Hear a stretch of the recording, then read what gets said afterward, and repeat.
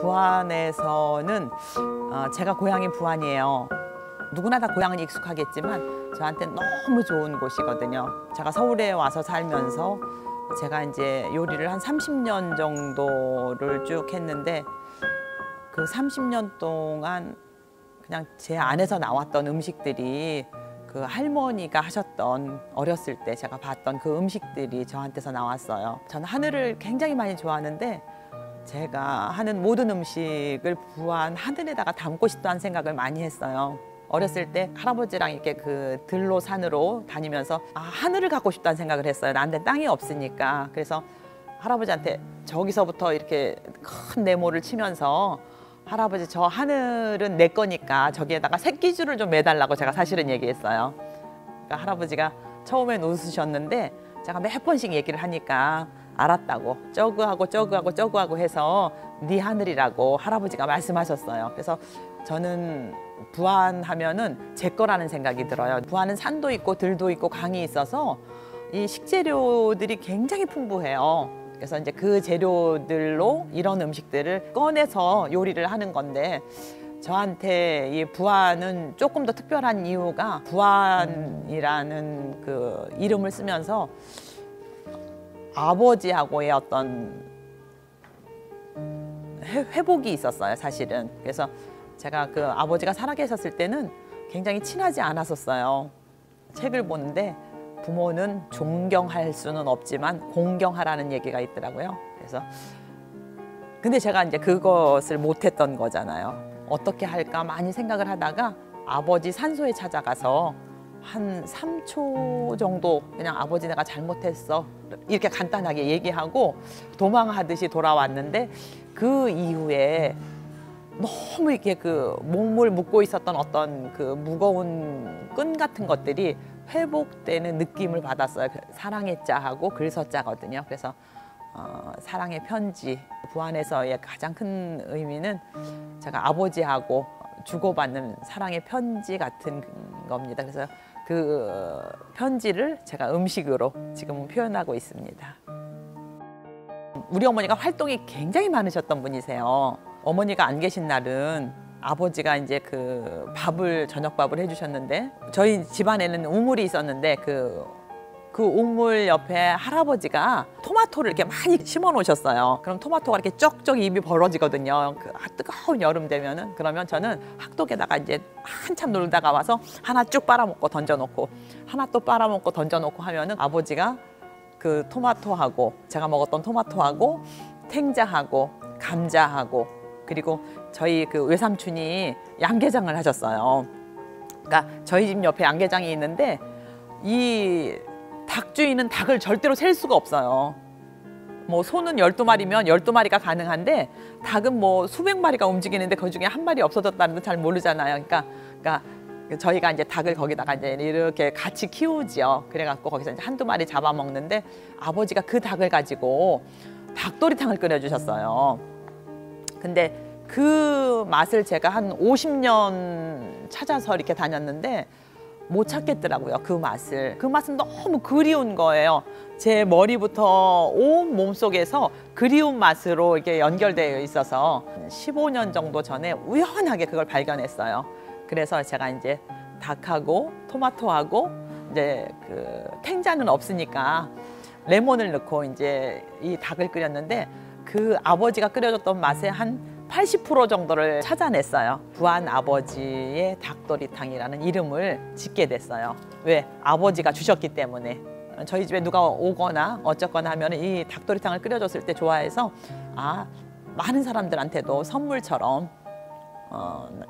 한번 이 맛을 소개해야 되겠다는 생각 때문에 만든 겁니다. 그래서 이름이 부안 아버지의 닭도리탕입니다. 저희가 묵은지로 이제 그 김치찌개를 끓이는데 동물복지 돼지고기를 넣고 끓이잖아요.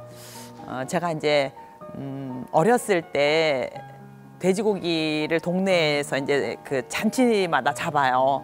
그럼 그때 넣고 끓였던 김치찌개는 너무 맛있는데 요새는 김치찌개를 끓여도 이게 그냥 약간 이상한 비릿한 냄새가 나고 이러고 맛이 없더라고요. 그래서 제가 도대체 무엇이 문제인지 저희는 잘 모르는데 제가 이제 그 농업 벤처대학교를 다녔어요. 토마토를 키우는 사람, 뭐 큰 농업을 하는 사람, 뭐 과일을 키우는 사람, 많은 사람들이 이제 모여서 이제 공부를 하는데, 근데 그 중에 동물복지 농장주 분이 계셨어요. 행복한 돼지라는 이름을 갖고 있는데, 그 돼지가 뭐 특별하다고 자꾸 말씀하시는데 저희는 어떤 돼지가 특별한지 잘 몰랐었잖아요. 그래서 한번 오라고 해서 그 농장을 갔었어요. 돼지 돈사에서 냄새가 단 하나도 안 나는 거예요. 어떻게 이렇게? 근데 돼지들이 너무 이렇게 우리가 딱 봤을 때 행복해 보이는 돼지들, 동물복지 돼지국이라고 하더라고요. 신이 처음에 이것들을 만들었던, 동물들을 만들었던 그 상태의 모양을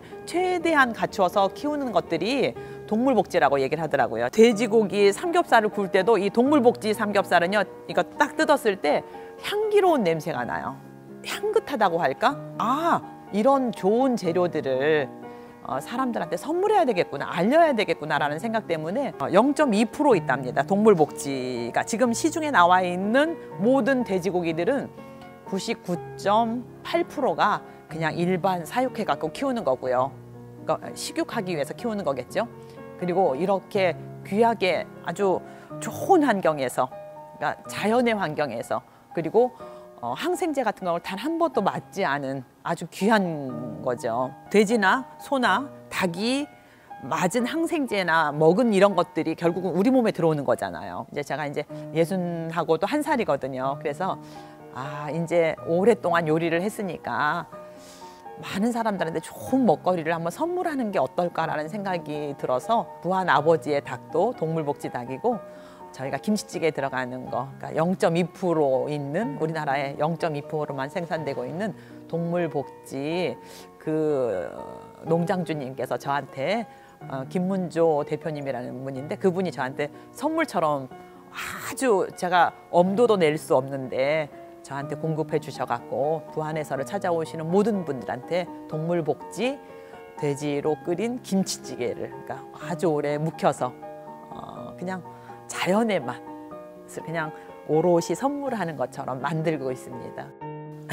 10대 셰프요. 한 20년 전에 들었기 때문에 너무 잊혀진 얘기거든요.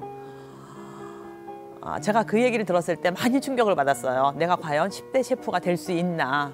기자분들이 뽑았다고 해서 저한테 연락이 왔는데, 저는 제가 먹을 수 있는 음식만 모든 사람들한테 제공합니다. 그러니까 음식이 굉장히 예민한 편이거든요. 그러니까 여러 가지 직업이 있잖아요, 그죠? 그 직업 중에서 내가 좋아하고 내가 행복할 수 있는 일이 무엇일까 생각하니까 음식을 만들 때 언제나 제 입꼬리가 이렇게 하늘로 올라가더라고요. 제가 이제 30년 동안 음식을 했는데, 제가 30년 동안 거의 일요일 빼놓고는 시장을 가거든요. 시장에 가서 오늘은 어떤 재료가 왔나, 하루에 문을 여는 것이 이제 시장을 보는 일이었는데, 저는 참 운이 좋았던 게 저랑 거래했던 분들, 제가 이제 음식 만드는 걸 좋아하고 새로운 재료를 좋아하니까 운반해갖고 오는 분들이 이것도 좀 같이 팔아달라고 해갖고 농사지었던 분들이 이렇게 같이 보내줘서 한 보따리 되는 것들을 제가 굉장히 많이 받았어요. 그러니까 처음 보는 재료들, 생소한 재료들, 잊혀져가는 재료들,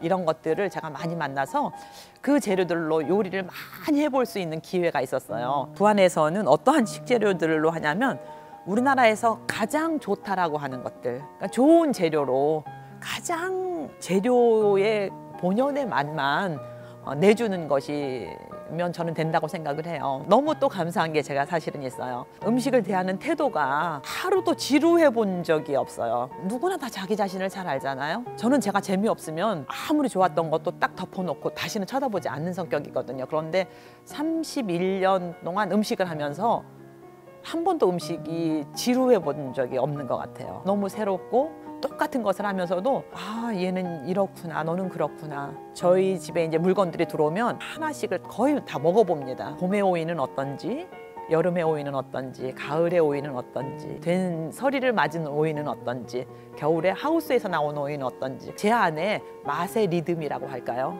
그리고 날마다 시장을 가서 이런 생각을 해요. 30년 동안 시장을 봤으면 시장을 볼 수 있는 노하우가 굉장히 많겠지만 어떻게 하면 오늘도 조금 더 좋은 재료를 구할 수 있을까라는 생각 때문에 시장에 가면 눈이 반짝반짝합니다. 그게 저한테 가장 좋은 것 같아요. 모든 삶의 태도에 있어서 다른 건 저 자신을 잘 모르겠는데 요리를 대하는 태도는 제 인생의 어떤 그 힘의 안배에 있어서 한 90%는 요리에 제 마음이 다 있습니다. 그리고 나머지 10%의 힘으로 살고 있는 것 같아요. 요리 외에 다른 것에 대해서 제가 굉장히 미안하죠, 사실은요.